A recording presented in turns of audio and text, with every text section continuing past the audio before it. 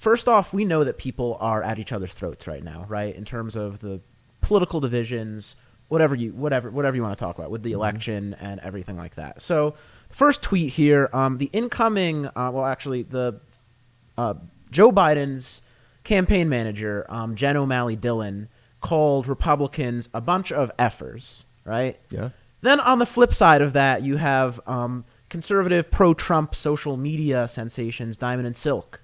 And they said, if the Supreme Court can't save our republic, then where is the military? Now, both of those things are not good. And they're from opposite sides of the aisle, and it's not really helping that much of anyone, I would say.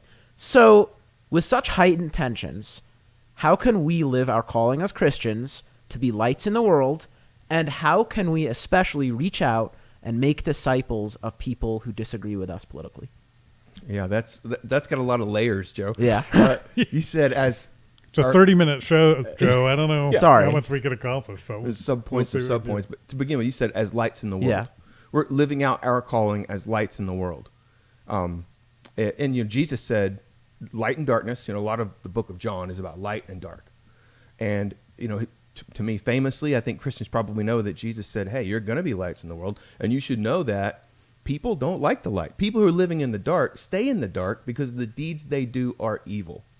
So I think the first thing, using your question, if you're going to set it up that way. Which one?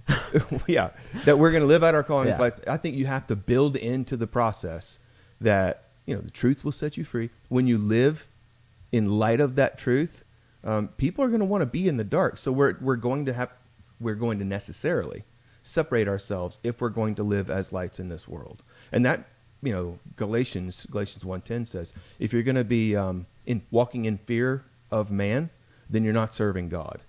So it's as though whichever side of whatever aisle you want to talk about, if you're going to serve man or you're going to live in fear of man, you're not going to serve God. If you're going to walk in the light, you can expect those who are living in the dark, and they live in the dark because they do evil deeds, to separate themselves from you.